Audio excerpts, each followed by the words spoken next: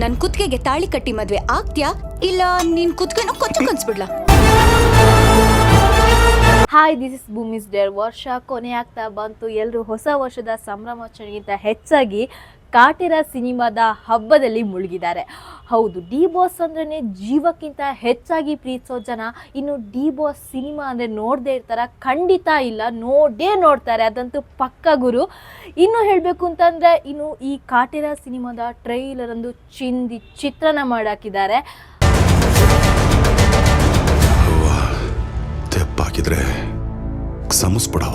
ಇನ್ನು ಕನ್ನಡ ಸಿನಿಮಾಗಳಿಗೆ ಥಿಯೇಟರ್ ಸಿಗ್ತಾ ಇಲ್ಲ ಅನ್ನೋ ಒಂದು ದೊಡ್ಡ ಸಮಸ್ಯೆ ಕಾಡ್ತಾ ಇದೆ.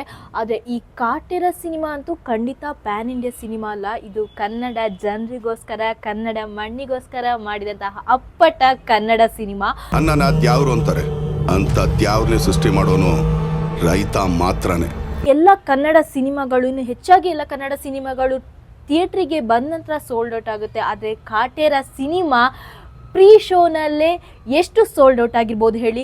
ಮೇ ಬಿ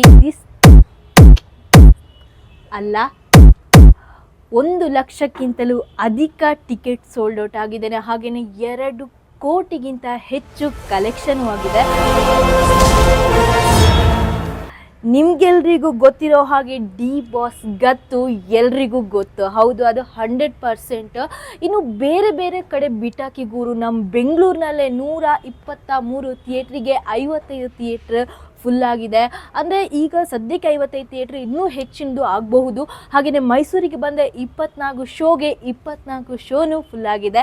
ಇನ್ನು ಬೇರೆ ಬೇರೆ ಜಿಲ್ಲೆಯಲ್ಲಂತೂ ಕೇಳೋದೇ ಬೇಡ. ಹೆಚ್ಚಾಗಿ ಜನರ ಮನಸ್ಸಲ್ಲಿ, ಡಿ ಬಾಸ್ ಅಭಿಮಾನಿಗಳ ಮನಸ್ಸಲ್ಲಿ ಈ ಕಾಟೇರ ಸಿನಿಮಾ ರುದ್ರತಾಂಡವಾಡ್ತಿದೆ. ನಾನಂತೂ ತುಂಬಾ ವೇಟ್ ಮಾಡ್ತಿದ್ದೇನೆ ಕಾಟೇರ ಸಿನಿಮಾಗೆ. ಇದೇ ಡಿಸೆಂಬರ್ 29ರಂದು ರಿಲೀಸ್ ಆಗ್ತಾ ಇದೆ.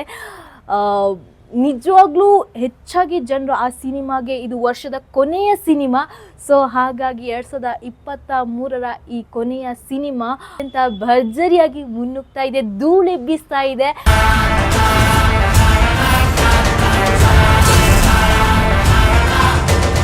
ನಾನಂತೂ ವೆಯ್ಟ್ ಮಾಡ್ತಿದ್ದೇನೆ, ನಂಗೆ ಗೊತ್ತು ಖಂಡಿತ ನೀವಂತೂ ವೆಯ್ಟ್ ಮಾಡ್ತಿರ್ತೀರಾ ಅಂತೇಳಿಂದ.